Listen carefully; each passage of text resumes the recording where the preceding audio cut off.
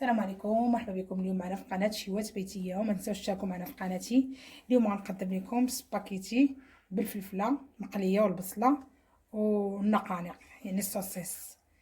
عندنا سباكيتي ديجا سلقناها، عندنا النقانق او الصوصيس، عندنا فلفل الوان، عندنا بصله قطعناها شرائح، عندنا زعتره، مطيشه مصبره، عندنا ورقه سيدنا موسى، ثومه، ضامه البنه يعني اختياري اللي بغا يديرها، وطبيعه الحال وعندنا الزيت البلديه، وطبيعه الحال الزبده اللي غادي نشحروا بها حتى هي، والملحه هي باش كنطيب. انا تنطيبش بالعطريه سباكيتي.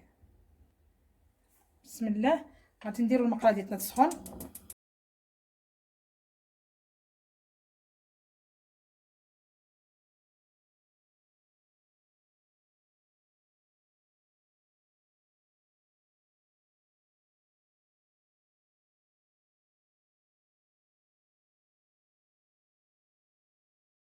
دابا غنديروا الصوصيس ديالنا،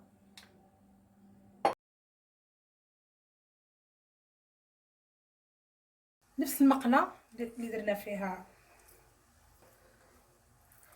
البصله والفلفله والصوصيس. غنديروا فيها مطيشه، غنضيفوا ورقه سيدنا موسى،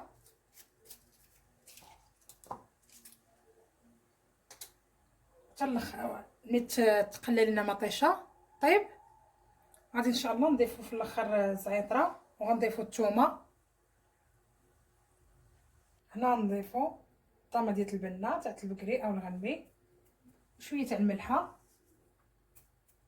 الثومه طابت الحاره ضفناها هي ورقه سيدنا موسى، وغنخليهم يطيبوا تيتشحروا مزيان. غنضيفوا الزعتر وغنوريكم المراحل الجايه ان شاء الله.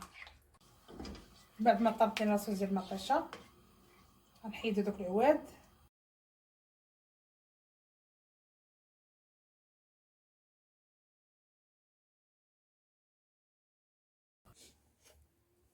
وهذا هو الشكل النهائي ديال الطبق ديالنا اليوم، ديال السباكيتي اللي كان بالصوصيس والفلفل الالوان.